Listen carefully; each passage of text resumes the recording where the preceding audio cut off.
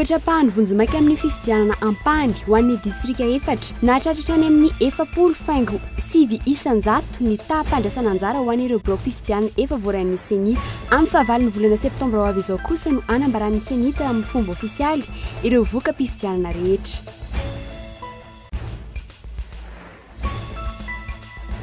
Tsy misy atahorana ny fivadian'ny andro tapitra tanteraka ny valim-potoana ririnina ny faran'ny volana septambra ho avy izao no anomboka hisokatra ny saison piscine na ny fotoanan'ny filomanosana eto andrenivohitra. Hatreto ny fisiany izany saison izany no antony tsy isian'ny mpilomano matianina eto Madagasikara. Farany arahinao ato anatin'ny fampahalalam-baovao ireo vaovao nisongadiny teo am-pejin'ny politika sosialy tato anatin'ny herinandro. Ny andindinin'izay avy hatrany.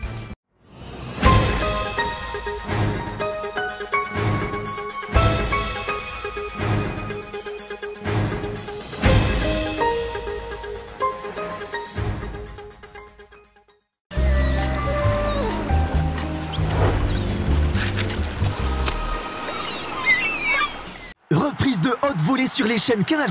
Oubliez les succès de la saison dernière. Oubliez les exploits. Oubliez l'injustice. Oubliez la gloire. On recommence tout. Cette année encore, préparez-vous à vivre une saison de football extraordinaire sur Canal+. Retrouvez les meilleurs matchs de la Champions League, de l'Europa League et l'intégralité de la Première Ligue, sans oublier la Serie A et les plus grands moments de la Ligue 1. À bientôt sur Canal+.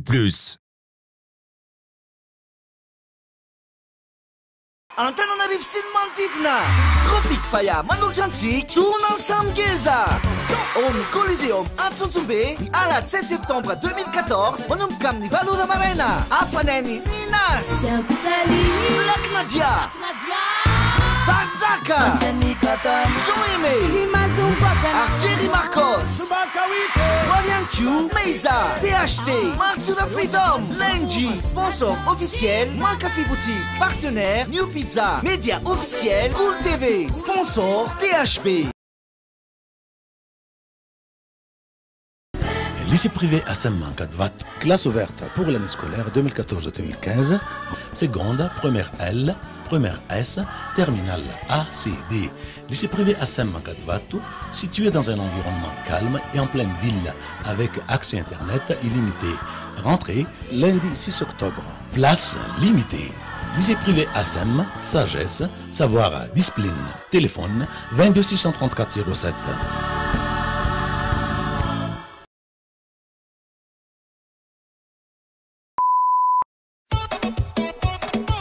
Tadiavinao, hitanao avokoa. Premier choix, première qualité, TV LED,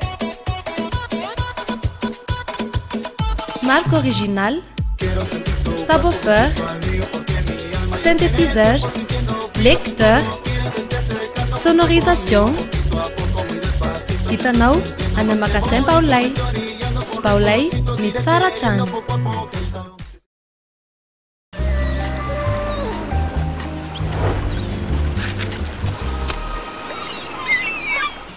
Miraba tomboko lasy tomboko vavy tonga soindray eto amin'ny fampahalalam-baovao ny kolo manasanao anaraka izany hatramin'ny farany. Eo amin'ny lafiny politika avy hatrany efa nisy ny ampahany valim-pifidianana nivoaka androany maraina no an'ny fifidianana solombavambahoaka ampahany izay naverina tany amin'ny distrika efatra dia Marovoay, Ambanja, Sainte-Marie ary Belo-sur-Tsirbihina. Ho an'ny distrika efatra nahatratratra any amin'ny 7.8 isanjato any ny taham-pandraisana anjara ho an'ireo birao mpifidianana efa voarain'ny senita amin'ny fahavalon'ny volana septambra ho avy izao kosa no anambaran'ny senita tamin'ny fomba ofisialy ireo voka mpifidianana rehetra. Fanatadiana.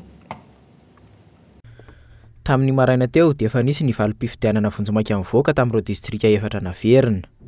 Raha ho an'ny distrika Ambanja, mitarika lavitra amin'ny salanisa 1.5 isanjato ny kandidaan'ny malagasy miaramainga, Souleymana Mahmoud, raha toka 3.4 isanjato izany ho an'ny kandidat indépendant Sotra Catherine eo amin'ny laharana faharoa.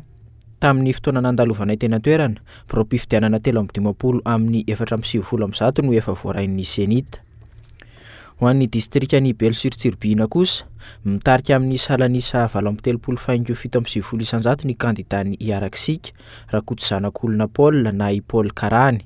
Eo amin'ny laharana faharoa kosa no misy ny kandidaan'ny Arema, Saory Christian amin'ny salanisa 9.7 isanjato. birao mpifidianana 5-telopolo amin'ireo 9-20 no efa voakirakira. Ho an'ny distrika ny Sainte Marie kosa indray, ety ny salan'isan'ireo roa mitarika. 2,7 izany ho an'ny kandidat Tsivolany Maximin avy eo amin'ny Sainte Marie mifankaty sy miara-miasa antoko ny fampandrosoana mirindra, ary 2,7 kosa ho an'ny Sila Ivetsy Juliana Terakarakoto avy amin'ny Maman. Efa voakirakira ny senita avokoa ireo birao mpifidianana 7 tao amin'ity distrika ity. Ary farany ho an'ny distrika ny Marovoay, mitarika amin'ny salanisa 3,400 ny candidat indépendant Ravonjatovo Saoby, raha toka i Rakotondrazaka Samuel avy eo amin'ny Tonton Samuel no eo amin'ny laharana faharoa amin'ny salanisa 7,400. Ny 9 amin'ireo birao mpifidianana 17 no efa voakirakira ny senita. Toerana iray avokoa no voafaritra ho an'ireo distrika 4 ireo. Ny 15 sy 9 volana septambra ho avy izao no voakirakira avokoa ireo voka-mpifidianana amin'ny birao fandatsaham-bato rehetra. Saingy mbola isy ny fijerena ireo PV rehetra ka amin'ny 9 volana vao anambara ny vokatra ny senita. Tsy misy atahorana ny fivadian'ny andro, tapitra tanteraka ny vanim-potoana ny ririnina. Ny faran'ny volana septambra ho avy izao no hanomboka hisokatra ny saison piscine na ny fotoana ny filomanisana eto an-drenivohitra. Hatreto ny fisian'izay saison izay no antony tsy isian'ny mpilomano matianina eto Madagasikara. Fanadiadina. Tsy mbola misy mpilomano matianina eto Madagasikara, ny fisian'ny saison morta na ny vanim-potoana tsy ahafahana milomano no isan'ny mahatonga izany raha ny fanazavana azo. Esiko voalohany indrindra aloha dia izay hoe ny eto Antananarivo na Madagasikara zany mbola tsisy zany piscine hoe mivoha zany 12/12. Zany hoe misy saison morte foana zany. Dia eo zany mpilomano gasy aloha voalohany indrindra tsy manohy ny fanatanjahantena. Zao zany ny club sasatsasany mandeha mamonjy any faritany miezaka zany mba anohizana an'le entraînement. Fa raha tsy zany dia misy tapaka foana le entraînement, donc sarotra be ny tovizany amina sur le plan hoe any ivelany zany amin'ny atleta hafa any ivelany. Ny infrastructure zany tiako lazaina voalohany indrindra, dia avy eo moa zany ny resaka sakafo iny mbola manaraka zany koa mbola tsy ampy zany. Etsy ankilany, tafiditra tanteraka ao anatin'ny vanim-potoana manasara taona makany amin'ny vanim-potoana fahavaratra ny eto Madagasikara ankehitriny. Tapitra hatreo ny hatsiaka ary anjaka ny hafanana. Tafiakatra hatramin'ny 7 degré ny maripana eto Antananarivo raha toka 3 degré ny any amin'ny faritra. Marina aloha zany fa efa miditra tsikelikely tsika amin'le vanim-potoana manasara taona amin'izao. Ny date repère moa ny ara-climatologia dia ny voalohany volana septambra, zany hoe azo lazaina somary efa lasa loa kely any zany tsika. Efa nisy andro maromaro tsika nafana foana dia tsara marina angamba fa tsy dia hidina mangatsika be firotsonitsika zany manomboka izao makany amin'ny vanim-potoana fahavaratra. Azo lazaina hoe tapitra zany ny ririnina. Raha toka nikatina ny faran'ny volana Jolay teo ny saison piscine eto Madagasikara, iverina hisokatra izany amin'ny faran'ny volana septambra ho avy izao. Ny andro raha toa efa mafana, afaka mianika tanteraka amin'izany ny tsirairay. Ny lomano ankoatra ny mahafialam-boly azy dia mitondra vokatsoa maro ho an'ny fahasalamana. Tsy fivelarana amin'ny maha-olona ihany tafiditra ao anatin'ny fitezana ireo ankizy sy tanora beazina ao amin'ny skoty ihany koa ny fanampiana ny mpiarabelona eo amin'ny lafiny sosialy. Omaly ny akanjo zazavavy Begoririka no nahazo fitaovana avy amin'ny mpanazava eto Madagasikara. Efa nahita bokany ihany koa ny fanentanana ara-pahasalamana izay nataon'izy ireo. Fanadiadiana raha antsika amin'ny Andro Andrianarsoa. Manerana ny Madagasikara ny fanentanana ara-pahasalamana ataon'ny mpanazava eto Madagasikara izay mpiara-mombinantoka amin'ny Water Aid. Tanjon'izy ireo ny andresy lahatra ny olona mahazava-dehibe ny fampiasana lava-piringa ara-pahasalamana, ny fanasana tanana amin'ny savony ary ny rano fisotro madio. Misy ny fanaraha-maso atao ka isan'ny fanahitam-bokany tamin'izany ny komina Ambalavao. Ny komina Ambalavao zany dia tena nisy ny fanadihadiana nataon'ny mpanazava, dia tao aoriana amin'ny fanadihadiana dia nirotsaka antsera tamin'ny fanentanana ary hita zany ny fivoarany toe-piainan'ny olona amin'izay le hoe fampiasana rano fisotro izay, satria raha jerena ny tahan'ny fahasalaman'ny zaza dia ny ena zany ny areti-pivalanana tao aorian'ny fanentanana natao. Dia eo ihany koa ny resaka fanentanana mpivarotra raha makeny amin'ny mananasy eny nareo dia hitanareo fa ny mpivarotra zany efa manomboka manarona ny entana izay amidiny. Efa misy lavapringa ihany koa ho an'ireo olona zany mividy zavatra eny ary indrindra ny mpitondra taxi brosy izay mijanona eny amin'ireny faritra ireny. Nisy ihany koa ny fampiratiana sary izay mifono anatra antsoina hoe hetsika photo voice, fitaizana ny ankizy sy ny tanora ho tonga olombanona, tompona andraikitra eo amin'ny fiangonana sy ny firenena mba ahafahany mivelatra eo amin'ny manodidina rehetra ny fitaizana azy koto. Tsy eto an-toerana ihany manampy bebe kokoa amin'izany ny fitondrana azy ireo mivoaka ny Madagasikara. Ny fandehanana mivoaka ivelany ohatran'izao dia tena any ilay ankizy tena afaka leo tena, any ilay ankizy afaka hita zavatra tsy fahitany teto an-toerana dia ampivelatra azy bebe kokoa zany. Mpanazava stily miisa 720 teto no nihazo any Maurice ary tsy verina raha tsy amin'ny asabotsy heriny anio. Misy ny fiara-miasa amin'ny fiangonana sy ny skoto mauriciana. Nangorovitsika indray ny kianjana Tsonjombe androany tamin'ny fankalazana ny 10 taonany eto studio. Mpanakanto ampolo maro no tonga nanafana ity seho ity ny fisian'ny tantara antsehatra nampiarahana tamin'ireo hira maro. Toy ihany koa ny fampiaraham-peo n'ireo mpanakanto maro isan-karazany, isany nandraisan'ny mpakafy teny ohatra i Cyril sy ny namany izay isan'ireo mpilalao tamin'ny tantara antsehatra teto. Toy ihany koa ireo mpanakanto malaza toy ny Lola, Popy, Melky sy ny sisa sombo fampisehoana.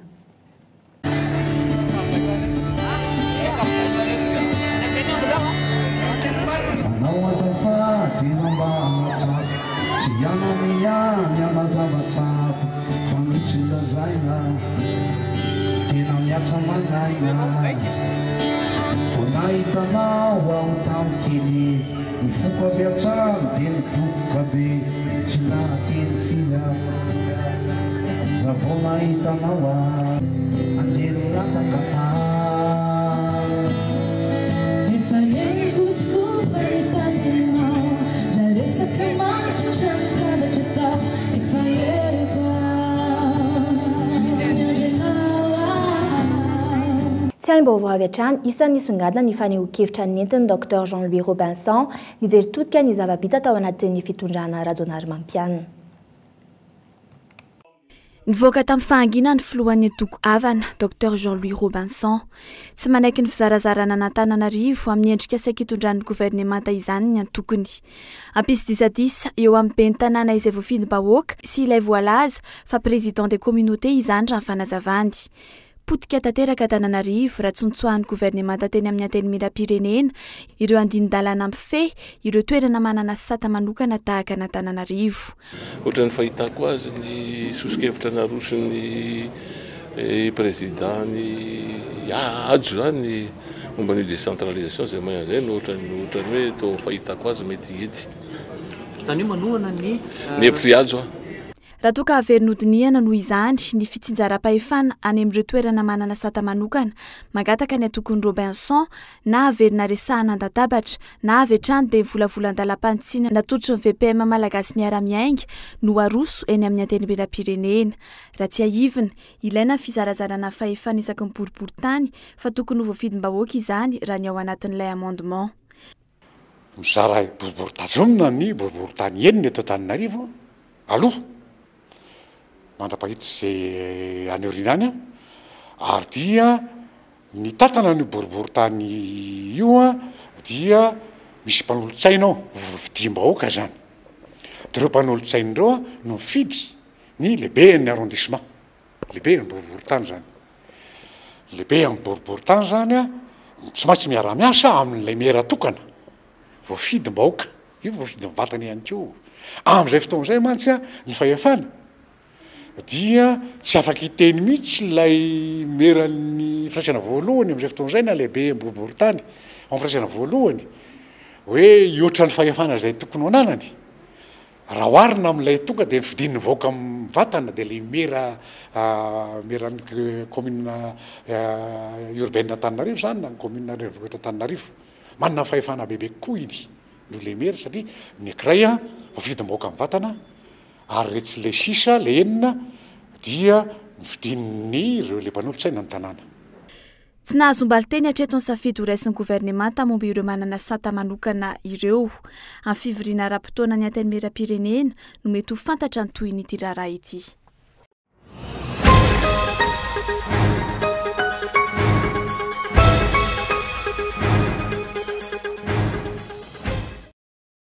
Ny fiatsaran'ny fifandraisan'ireo mpiara-mombonantoka hianatra eto no tena isongadina tamin'ny asan'ny fitondrana hatramin'ny 7 volana nijoroan'ny Repoblika faha-efatra izay. Nanamafy izany ny fivoahan'ny Imbalo tany ivelany nataon'ny filoham-pirenena. Ho an'ny fifandraisana anatiny kosa, nanamarika ny fitondrana rajon'armampianina ny fitokonana ny sesisesy nataon'ireo sehatra maro samihafa toy ny raharaha fanagadrana mpanao gazety, teo ihany koa ny fitokonan'ny mpampianatra FRAM, ny fitokonan'ny mpampianatra teny amin'ny université izay nahitana fahasimban-javatra maro, ary ny fitokonana ataon'ny mpiasan'ny Hermad sy ny mpiasan'ny Jirama izay mbola mitohy amin'izao fotoana izao. Ny famerenan'ny fifampitokisana eo amin'ny mpitondra sy ny vahoaka ihany no vahaolana raha ny nambaran'ny mpandinika politika iray. Tena tokony hoe handray an-tanana ny fitantanana ny firenena fitondram-panjakana satria matoa misy lela zay hoe tsy mitokony roa menimena zetrazetra misy antony ary tokony hohita mihitsy le hoe fametrahana fototra matanjaka ho an'izay fitondram-panjakana. Raha miteny izany mantsy dia zao hoe matotsika ohatran'izao tamin'tsingevaevatra zao ohatran'ny mbola tsy maro-pototra amiko fijeriko azy le fitondram-panjakana. Fomba fanaovana politika teto hatramin'izay ny hoe efa mipetraka ny fitondrana vao manangana ny antokony mpitondra. Hita izany tamin'ny fitondran-dratsiraka nanangana Arema, ny filozafy Albert nanangana UNDD, toy izany ihany koa nataon'ny Flora Valomanana nanangana ny antoko TIM ary mbola izany ihany nataon'ny mpitondra ankehitriny amin'ny fananganana ny antoko HVM izao indray. Fahavononana politika no lakile ny fampandrosoana ny firenena raha ny hevitry ny antoko malagasy miara-miainga. Zay nanao vina niaraka taminy, zay nanao fanahy niaraka taminy no tokony hiteny hoe tanteraka sa sy tanteraka ilay izy.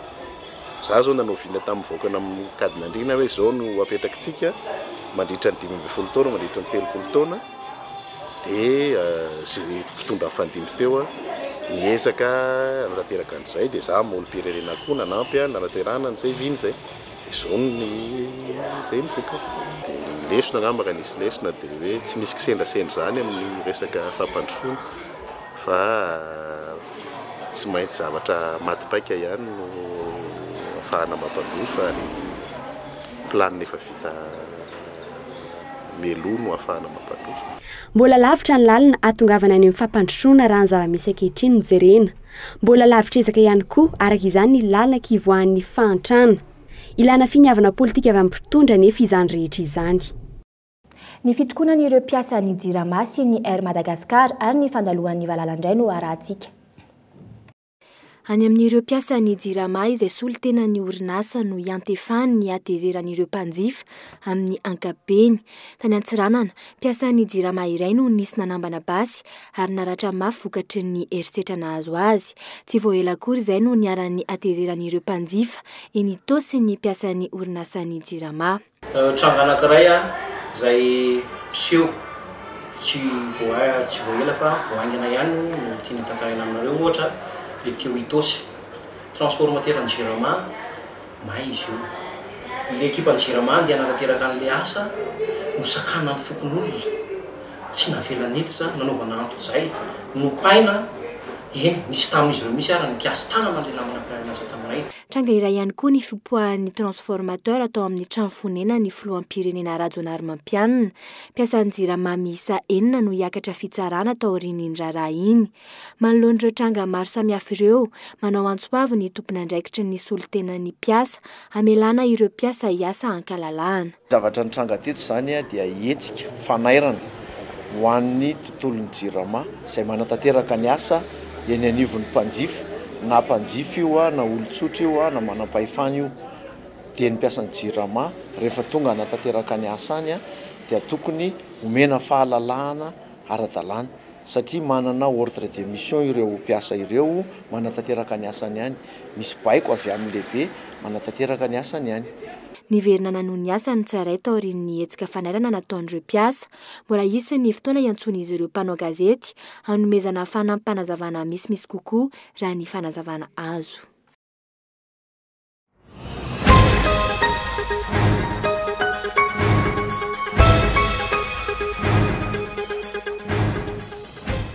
vola tsy toko tsy foronana no lanin'ny Air Madagascar nandritry ny 3 taona sy tapany anarahana ireo fenitra takin'ny vondrona Europeanina teo ny fanofana ny fiaramanidina, ny fividianana fiaramanidina A340 amin'ny kompania Air France sy ny fanofana ireo mpanamorin'ny Air France mba ahafahana misidina any Frantsa. Vokatr'ireo rehetra ireo ny tombo 300 ny fandanian'ny orinasa, tsy mbola nahitana mangirana nefa hatreto ny fialana ao anatin'ny listra be manoloana an'ireo ezaka nataon'ny orinasa ireo.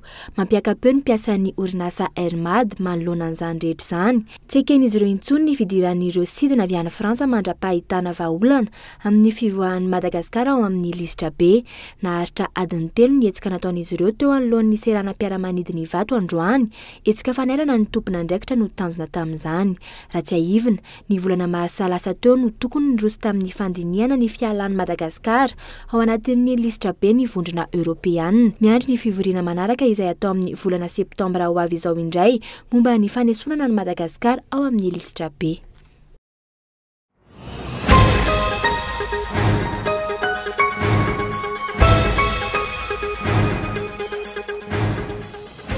Ny fiakaram-maripana ny nampirongatra ireo andiam-balala omaly.